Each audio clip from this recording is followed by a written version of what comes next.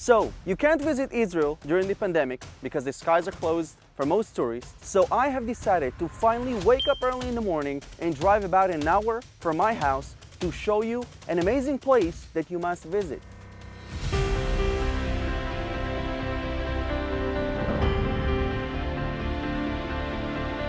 I'm in the Judean Desert between Jerusalem and Jericho, and behind me is one of the oldest monasteries in the world, the Monastery of St. George.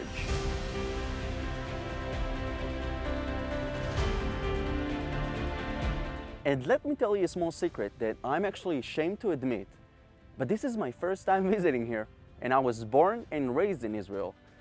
Yeah, I know, shame on me. The Monastery of St. George is truly unique.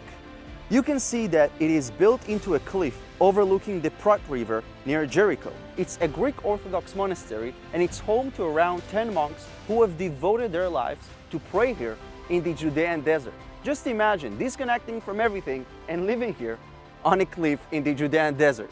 According to the Bible, it is believed that Prophet Elijah lived in one of the caves here when he fled and crowds were sent by God to provide him with food and water. It happened right here.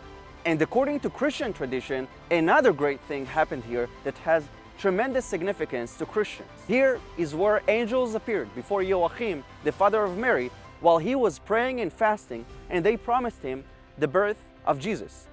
In one of the caves here, the Judean Desert is such a special place. Some people call it the holy backyard of Jerusalem, and I think it's such a great way to explain this place. Throughout history, many people have fled from Jerusalem to the Judean Desert with hope to return victorious to Jerusalem. Whether it's King David that fled from Saul and hid here, whether it's King Herod that fled Antigonus and passed here, or other groups of Jews that came to this desert during the Great Revolt against the Romans. And to think that some people say that Israel is not the Jewish homeland. How pathetic!